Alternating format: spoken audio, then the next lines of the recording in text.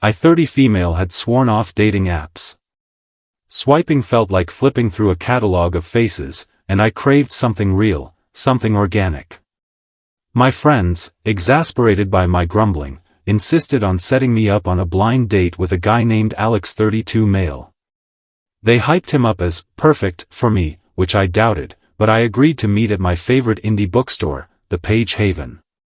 Worst case, I'd spend the evening surrounded by books.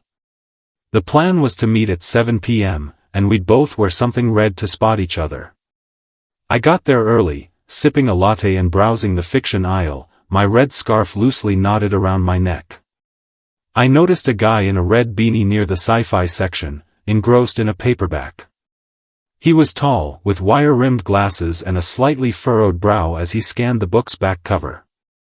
He looked approachable, maybe a little nerdy in the best way. Taking a deep breath, I walked over and said, "Hey, are you my blind date?" He looked up, startled, then broke into a warm grin. "Depends. Are you looking for someone who's already arguing with himself about whether to buy Dune or Hyperion?" His voice had a playful edge, and I laughed, instantly at ease. "I'm Alex, by the way." We confirmed the blind date setup, and I admitted I was relieved he seemed normal. He chuckled and said, "Same. I was half expecting you to show up with a list of deal-breakers." We started wandering the bookstore, and it didn't take long for books to dominate our conversation. I mentioned my love for dystopian novels, and Alex's eyes lit up. "Okay, you have to read Parable of the Sower by Octavia Butler if you haven't already," he said, pulling the book off a shelf.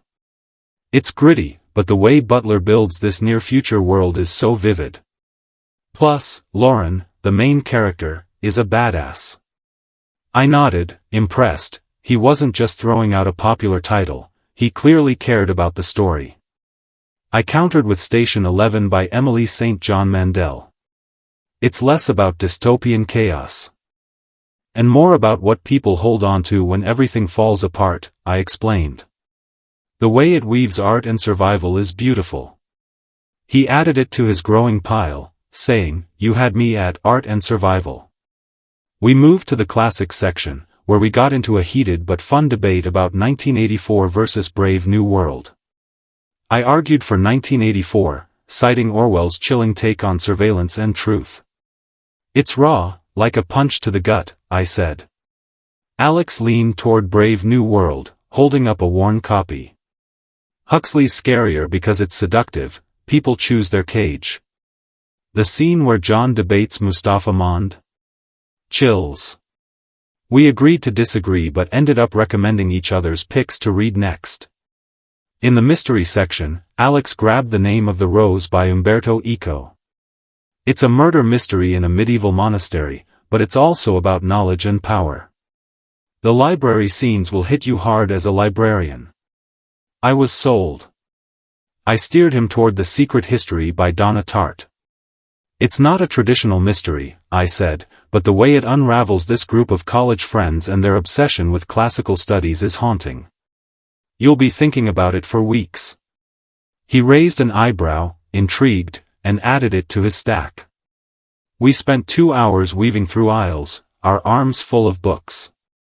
Alex shared that he's a software developer but dreams of writing a sci-fi novel someday, inspired by authors like Kim Stanley Robinson. I opened up about my job as a librarian and my goal to start a community reading program for kids. He listened intently, asking about the logistics of running a library, which felt refreshing. No one usually cares about the behind-the-scenes stuff. When we finally sat down at the bookstore's cafe, my latte long gone, we kept trading recommendations. He suggested Annihilation by Jeff Vandermeer for its eerie, surreal vibe, and I pushed The Left Hand of Darkness by Ursula K. Le Guin, telling him, it's sci-fi, but it's really about identity and connection. The world building is unreal.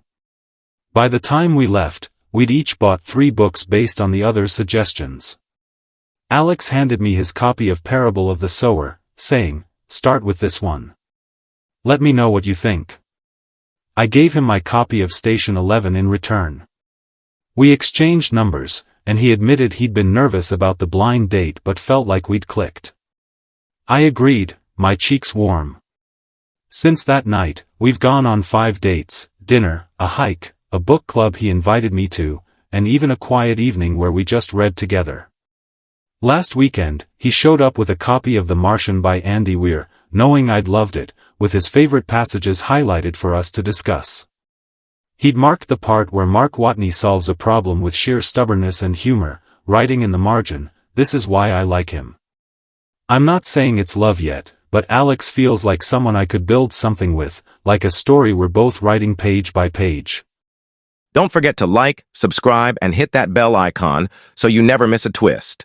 Stay tuned to Reddit Tales Times for your daily dose of drama, laughs, and unbelievable stories.